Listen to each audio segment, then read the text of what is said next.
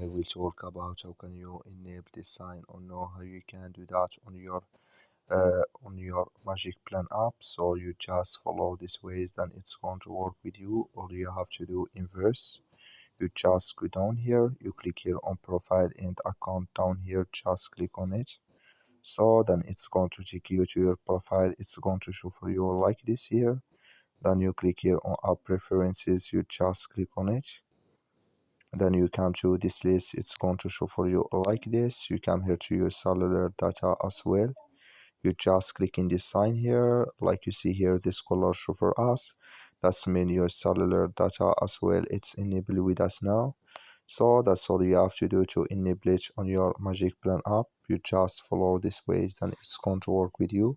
I wish now you are great. That's all. So that's all. Thank you for your watching. Don't forget to support us by liking, subscribe.